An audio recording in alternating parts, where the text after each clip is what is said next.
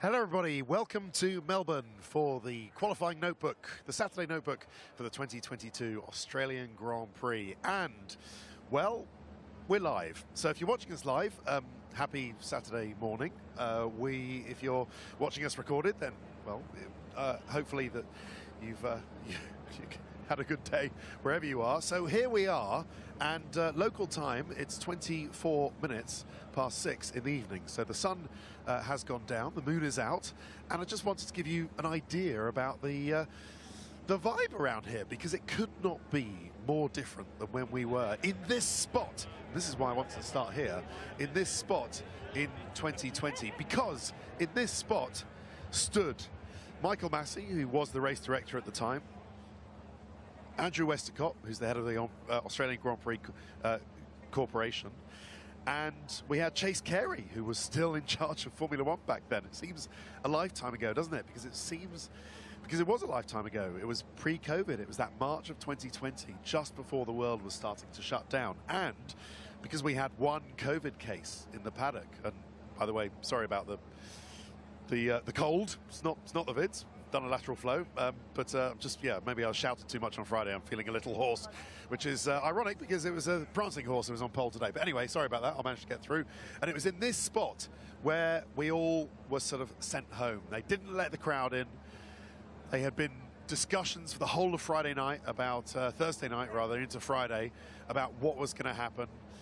Few teams like Red Bull said they wanted to stay, and they were going to race, and then everybody else said they weren't. They were going to go home. Sebastian Vettel and Kimi Raikkonen, do you remember, had already got on an Emirates plane and flown home, so they weren't going to do Friday practice.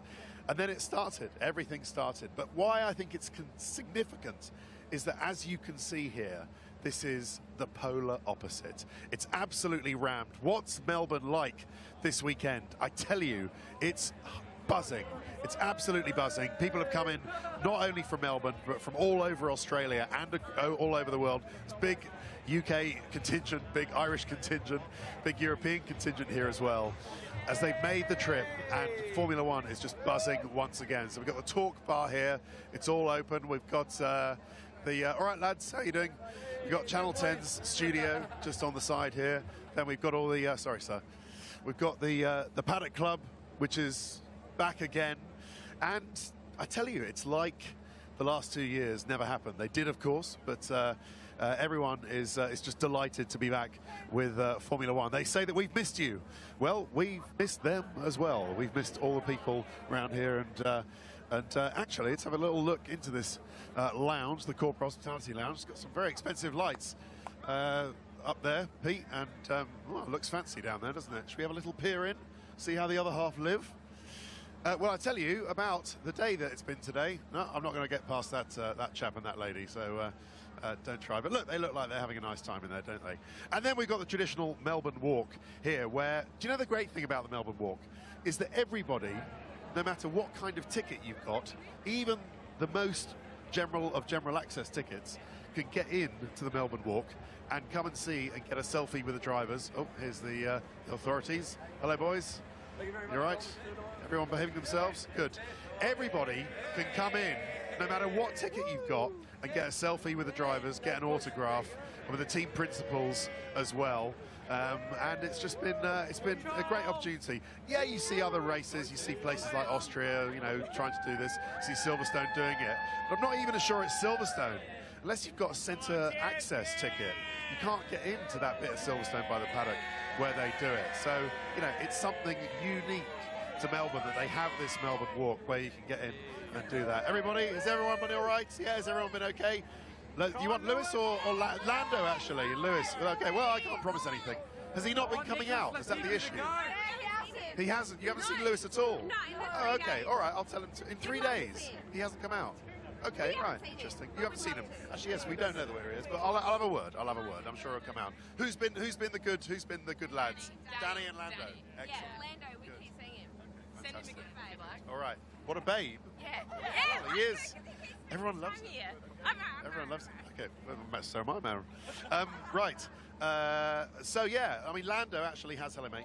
So Lando has been the crowd favourite. Something interesting Lando said on Friday. He said he felt guilty that he couldn't take a picture or a selfie or an autograph with absolutely everybody. All right, Chief.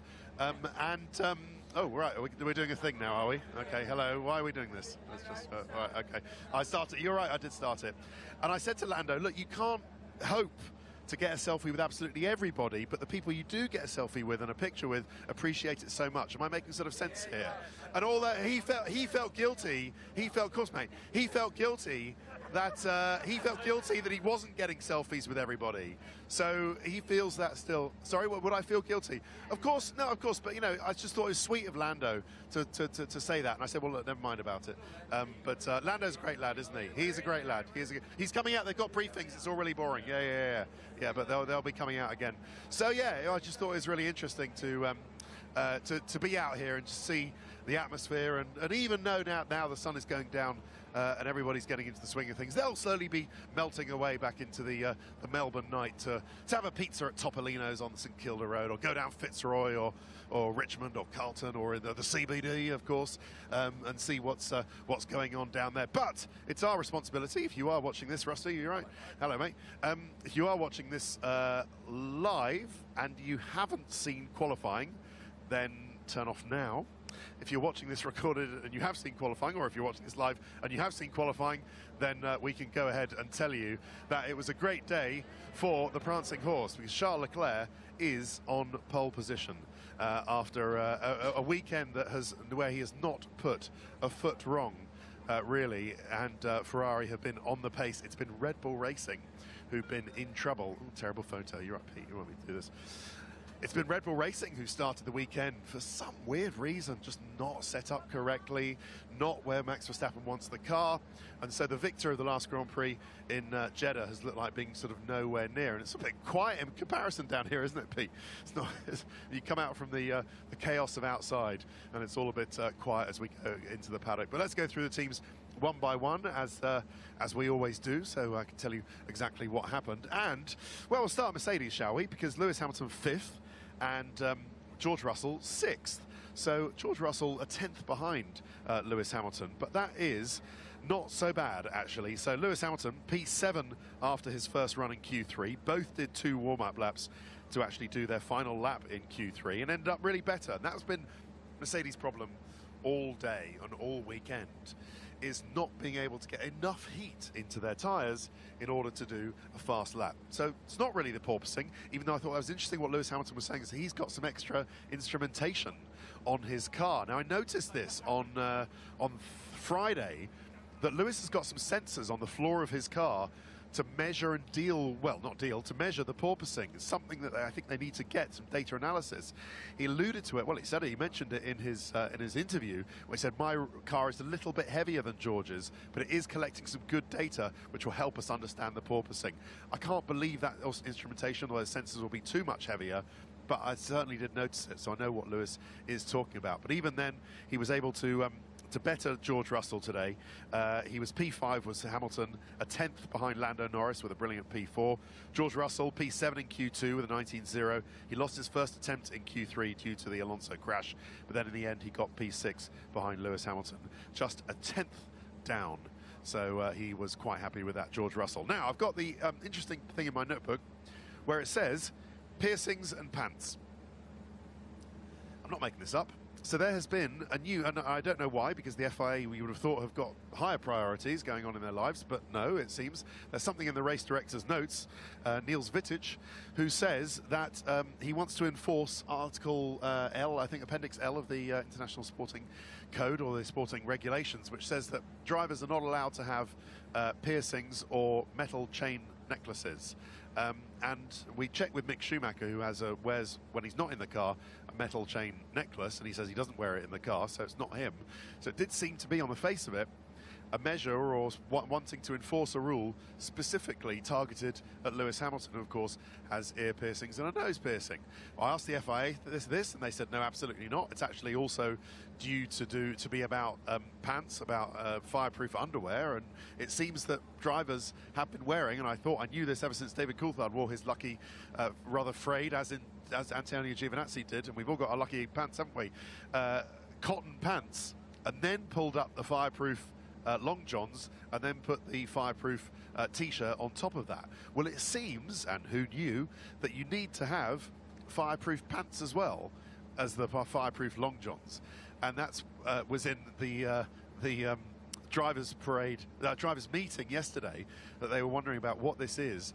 But so that's the pants dealt with, and then it's the piercings. So we don't know what's going to happen with the piercings tomorrow, because they said that they would check it before the race. So what are they going to do? Go up to Lewis Hamilton? Someone's going to check whether he's got his nose piercing in, or whether he's got his ear piercings in, his earrings in. But what is this about? I mean, okay, you're right, the FIA might be saying, you know, it's all about safety, but come on, have they not got bigger priorities? You know, especially given what happened at the last race, than checking whether everyone's wearing the right piercings and pants. Well, obviously not. All right, well, that's the piercings and pants done with. Let's move on to Red Bull here. I never thought it would happen, Pete. I'd do the bit in the notebook called piercings and pants. And yeah, disappointing, actually. I mean, the race is tomorrow. We don't know what's going to happen. But they don't look like they are on the pace. And there's slightly Christian Horner clutching at straws by saying, oh, well, let's have a look at what Ferrari can do. You know, they've got their porpoising, they're bouncing. Maybe that will wreck their tyres. Yeah, well, maybe it won't. So good luck with that, Christian. So, but I guess he's got to hold on to some sort of hope that Red Bull can turn off the, you know, the Red Bull can turn off the sort of Ferrari tap, really. The circuit seems to be perfect for Ferrari. Charles Leclerc is clearly in the zone. And maybe it will. Maybe Horner's right. Hey, maybe I'm just thinking that Horner's being slightly, you know, clutching at straws there. But maybe he's right. Maybe the slight porpoising or the bouncing that Ferrari have got will affect their tyre degradation, whereas the Red Bull doesn't and maybe won't. But anyway, that's what he's hoping for. Max Verstappen second. He's been chasing down the car all week. Second was good, considering all of that. He's well ahead of Carlos Sainz, of course. But not optimistic for the race, but he said we will see. To Max Verstappen, he said whoever qualifies where they are tends to race and finish where they are in Albert Park. Well, they did before they changed the track layout, but we'll see if it continues on that. As for Sergio Perez, was going well. He was P1 in Q2, a 10th ahead of Carlos Sainz, and then just finished a 10th behind Max Verstappen. He is under investigation for not lifting off sufficiently in Q2, but Red Bull say that that's going to be okay, and he's going to not be penalised for that. But we will see. Are we going to see in the future Red Bull Porsche? It looks like it, but not until 2026. So the Volkswagen Audi group is having a big board meeting, or however they decide these things, and it looks like they're going to green light an entry into Formula One for power units, and maybe even for a team if they want to buy one, to put the Audi name out there. But it looks like that won't happen anytime soon. So it looks like it's still going to be Oracle Red Bull Racing until Porsche come in. But Christian Horner certainly couldn't be warmer in his discussions in his quotes talking about whether Porsche are going to come in. There is David Coulthard with the lucky underpants. Did you not have lucky underpants in your day, DC? I was just talking about this pants and piercings. You know this pants and piercings rule with the FIA? And they've now said that people aren't allowed to wear cotton pants. They have to wear fireproof pants and then fireproof leggings as well. In your day, did they not? You had your frayed lucky pants, which were cotton. They were indeed. I would really struggle in this modern era of Formula One, not only because I'm not quite quick enough, but also Nomex. It's not the same feeling on yes. Yeah. So I feel for the drivers. These multi-millionaire racing drivers have a lot of struggles. They do exactly. So I just wanted to check that they were cotton, your lucky pants, which now this race director not allowed. Apparently, exactly. He's against cotton. It's such a breathable fabric, isn't it? Yes, good. Right, Ferrari. Always a danger, Pete. You never know what DC's going to say to you. Live, you say? All right. Okay, let's do Ferrari, and then we'll take a break because we've done 14 minutes or so, which is my fault, not yours. Charles Leclerc pole position, so great stuff. And it's sort of mellowing out down here at Ferrari, isn't it? But Charles Leclerc P1, Carlos Sainz P9, and angry because of it, but safely both into Q3. Leclerc went quickest just before the red flag. Well, he went quickest and just got the lap before the red flag. Then and stayed there, went even quicker at the end of Q3 to confirm that P1. There is Mattia Binotto and Laurent Marquis just leaving the... you should pick them up as you see they go into the garage. Just to explain that howler that I did in the commentary when I said that one of the Ferraris got a problem and they can't leave the garage, it was a delayed radio message, and it was Carlos who was delayed leaving the pits. And couldn't get out because the starter wouldn't start up his car. So I heard this delayed radio message, thought it was one of the Ferraris who weren't able to go out, and said it on the TV. So sorry about that. It was a bit of a howler. I won't do it again. Maybe they'll edit it out for the replay if they're kind, but they probably won't. But yeah, sorry about that. That's slightly howler, but that explains what it was. But Carlos had this starter problem, and that meant that he had to get out very quickly. The car wouldn't start straight away. So you can see Carlos's Carlos on Euro, just in the tan shirt, the grey shirt, with my Spanish colleague Albert Fabregat there, and Carlos couldn't get his preparation lap in. He had to go straight into a hot lap, and he called that a complete disaster. And you would reflect, when a Ferrari's on pole today, it possibly should have been a Ferrari 1-2. It's Leclerc first, and then Carlos Sainz ninth, and he's very, very disappointed about that. There is an issue. Not an issue so much with the Ferrari front wing. You would have noticed from Saudi some shots of Carlos Sainz's front wing, and there's a bit where it joins where the front wing adjuster is, where the outside flap sort of moves down like that. The investigation, FIA want to understand that it is sufficiently rigid is the phrase, and there have been measuring devices on that Ferrari front wing, the outer edges of it, during practice here to check that it is sufficiently rigid to please the FIA. No suggestions of any kind of protests at the moment or proper investigations, but don't be surprised if they show that again, that shot, and that outer part of the Ferrari front wing does not move into the future. They might need to rigidify it up. I know that's not a word. Right, okay, let's take a break, and more Notebook in a bit, where we'll discover how it was that McLaren's Lando Norris was able to be P4 today in qualifying, and P4 on the grid for tomorrow. More Notebook in a bit.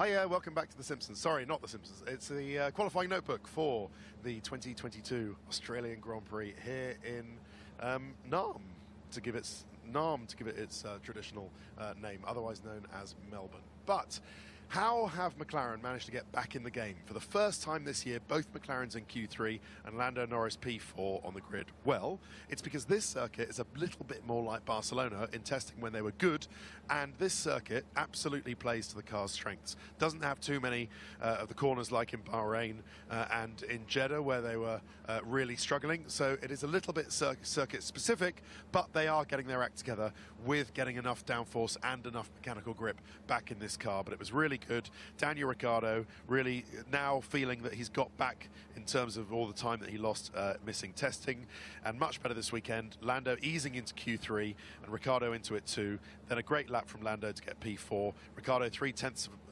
of a second behind with a bad lap, so had he got a good lap, Danny Rick would have been much further up and splitting or even beating one or both or some of the Mercedes. So yeah, that's great stuff from McLaren. They are edging back into the game. No news on whether it's Audi that will get together with McLaren. It looks like Audi are also talking to Williams, to Alfa Romeo, Sauber, and also to Alpine as well. So lots of people courting the old auto union, or four rings together, whatever the word for Audi is. But it was disappointment really today for Alpine, because they could have been top three or even better than that, because Fernando Alonso was on for after a great weekend. He was looking like a great qualifying, but crashed with a hydraulic problem. Esteban Ocon was able to finish P8, I think it was, for Esteban Ocon. So that's not so bad, and they can race from there. It'll be P10 for Fernando Alonso once they finish his car. But yeah, a bit disappointing after what had proved a very good weekend so far.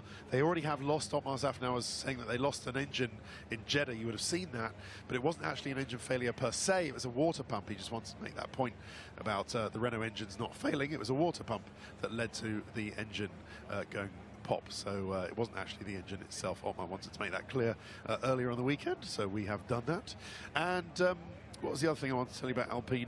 Oh yeah, well the Pink Panther experiment is over, so they've gone back to the blue. But if their water sponsor manages to put a bit more funds in, they might go back to being the Pink Panthers again. Otmar Zafnauer also had something to say about a phrase you might hear in Formula One going forward, called entity hopping. Now this is a way that teams want to get around the cost cap by using different entities that they own, like for example Red Bull technology against Red Bull Racing, or rather Mercedes applied technology or McLaren applied technology against the race teams. And they can use those different entities to hide costs that they can use for the Formula One team, or hop between different customer teams to actually get them further up the grid. And something Otmar was saying was find it strange. He was saying that people might find it strange that teams who haven't scored a point last year, like Alfa Romeo Sauber, although they did, or Haas, who definitely didn't score a point last year, are suddenly scoring points. There's question about whether there's sort of sharing between some of the teams in terms of braking or exploiting the holes in the cost cap. Not that I'm saying that anyone is doing that at Haas or Alfa Romeo Sauber, but Otmar Zafnauer was saying that we really need to enforce the regulations on that, because the regulations are pretty clear, they just need enforcing. Right, Gasly P11, Yuki Tsunoda P13, and not so bad for AlphaTauri here after some recent reliability problems. Gasly aimed for Q3, he missed out by a tenth of a second to Ocon, and he was out in Q2 in P11. Yuki, a difficult day into P2, but spun, recovered, but could only finish P13. So they've already had 2 engines go, and you're only allowed 3 for the season for Yuki Tsunoda down here at AlphaTauri. If you would have thought it was a bad day for them, you got nothing on Aston Martin, who had the nightmare of all nightmares after an engine failure for Sebastian Vettel on Friday. A spin for Seb, took off both corners of the car, but didn't have to change the engine again in FP3. And then Lance Stroll spun and crashed, and then Lance Stroll moved across on Nicholas Latifi and took off the other corner of the car that the mechanics hadn't spent all morning rebuilding. So absolute nightmare of a day. Poor Aston Martin, and they deserve a little break just to be able to sit down and take the air, because it's been a horrible day, but hopefully they can recover and get on with it tomorrow. Alfa Romeo Sauber, Valtteri Bottas P12, Zhou Guanyu P14, and disappointed, I think, for Valtteri Bottas, because he wanted it ends his streak of being in Q3 through the Mercedes days and the first 2 races of the year for Alfa Romeo Sauber, but couldn't get out of Q2 by about 0.3 of a second, couldn't progress. Zhou Guanyu just made it to start his lap in Q1 to get out of Q1, which he did, but ended up not going much further than that, and ended up P14, Valtteri Bottas P12 on the grid. Williams, Alex Albon has a 3-place grid penalty from the previous race, so he's 16th where he qualified, but of course will start 19th. Nicholas Latifi was 19th today. Latifi got into that intra-Canadian battle with Lance Stroll that I've told you about, and Alex Albon was affected by his teammates crashed. He had one last go and then delivered on the last lap for P16, but stopped on the track due to something they saw on the telemetry, which was worrying, and they didn't want to risk a further breakage or the engine or anything like that. But if you didn't hear what happened with Nicholas Latifi, he tried to take the place back from Lance Stroll on a warm-up lap, and they both came together and crashed very heavily. Nicholas Latifi's car was pretty much wrecked by all that. Right, we've done Alfa Romeo Sauber, done Williams, so Haas is the last one. We've just got a minute to do Haas. You can see if there's anyone down at their garage. Pete, Mick Schumacher 15th, Kevin Magnussen 17th. A troubled weekend for them. Where has their pace gone? They don't really know, but they're not happy about it. Kevin Magnussen was sick on Friday morning, so just did free practice 1 and then went home back to his hotel room, but he's feeling much better now, whereas Mick Schumacher had some suspension problems, and that meant that he couldn't get the practice in on Friday morning, and it's led to a disappointing qualifying for them, 15th and 17th for Haas. Right, that is it. So thanks very much for joining us. It's all very thinned out down here, hasn't it? It's a big contrast between the chaos, the great chaos of outside. There is Kevin Magnussen just having his tea, but we will all hope for a great Grand Prix, Australian Grand Prix tomorrow. So get up nice and early if you want. 6:30 4:30 in the morning for a 6 a.m. start. And we'll see you for the Australian Grand Prix tomorrow. Thanks so much for watching. Take the lookers off now, and I'm going to go home and not say anything to anybody for 12 hours and hope the old voice comes back. Ta-da.